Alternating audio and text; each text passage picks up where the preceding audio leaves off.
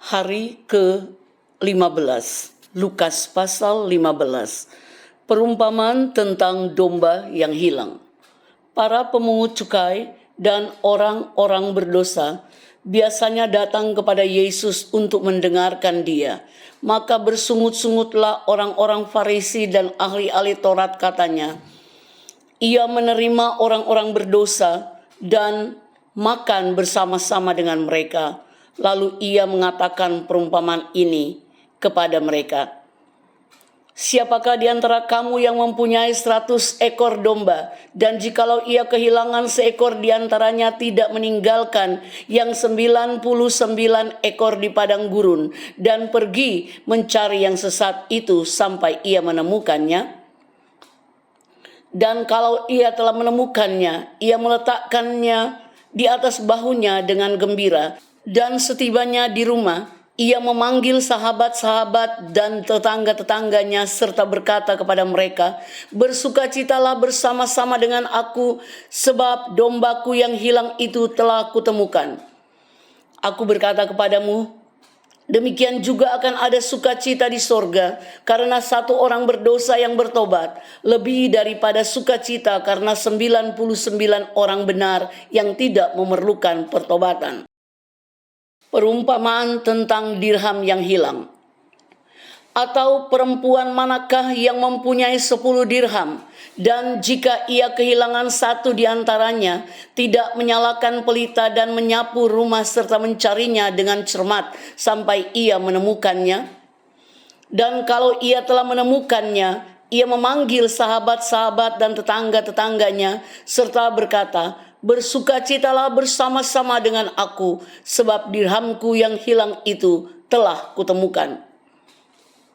Aku berkata kepadamu, demikian juga akan ada sukacita pada malaikat-malaikat Allah karena satu orang berdosa yang bertobat. Perumpamaan tentang anak yang hilang. Yesus berkata lagi, ada seorang mempunyai 2 anak laki-laki.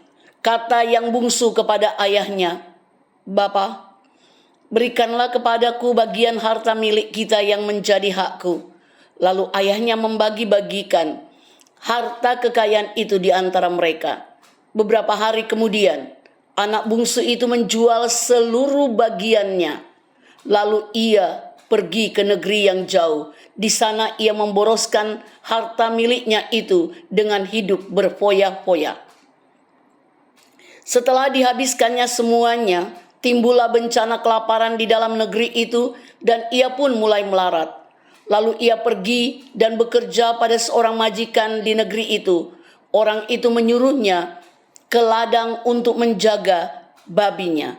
Lalu ia ingin mengisi perutnya dengan ampas yang menjadi makanan babi itu, tetapi tidak seorang pun yang memberikannya kepadanya.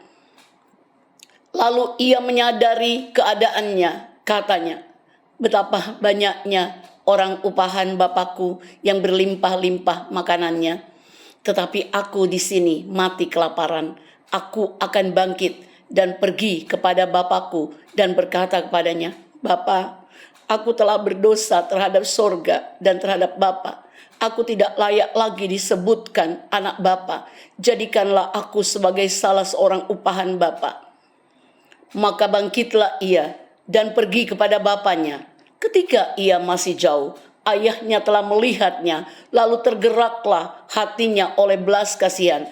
Ayahnya itu berlari mendapatkan dia, lalu merangkul dan mencium dia. Kata anak itu kepadanya, Bapa, aku telah berdosa terhadap sorga dan terhadap Bapa. Aku tidak layak lagi disebutkan anak Bapa. Tetapi ayah itu berkata kepada hamba-hambanya, lekaslah, bawa kemari jubah yang terbaik. Pakaikanlah itu kepadanya dan kenakanlah cincin pada jarinya dan sepatu pada kakinya. Dan ambillah anak lembu tambun itu, sembelihlah dia dan marilah kita makan dan bersukacita. Sebab anakku ini telah mati dan menjadi hidup kembali. Ia telah hilang dan didapat kembali. Maka mulailah mereka bersukaria. Tetapi anaknya yang sulung berada di ladang, dan ketika ia pulang dan dekat ke rumah, ia mendengar bunyi seruling dan nyanyian tari-tarian. Lalu ia memanggil salah seorang hamba dan bertanya kepadanya, apa arti semuanya itu? Jawab hamba itu, adikmu telah kembali dan ayahmu telah menyembeli anak lembu tambun karena ia mendapatnya kembali dengan sehat. Maka marahlah anak sulung itu dan ia tidak mau masuk. Lalu ayahnya keluar dan berbicara dengan dia. Tetapi ia menjawab, ayahnya katanya, telah bertahun-tahun aku melayani Bapa dan belum pernah aku melanggar perintah Bapa. Tetapi kepadaku belum pernah Bapa memberikan seekor anak kambing untuk bersukacita dengan sahabat-sahabatku. Tetapi baru saja datang anak Bapa yang telah memboroskan harta kekayaan Bapa bersama-sama dengan pelacur-pelacur. Maka Bapa menyembeli anak lembu tambun itu untuk dia. Kata ayahnya kepadanya, anakku, engkau selalu bersama-sama dengan aku dan segala kepunyaanku adalah kepunyaanmu. Kita patut bersukacita dan bergembira karena adikmu telah mati dan menjadi hidup kembali. Ia telah hilang dan didapat kembali.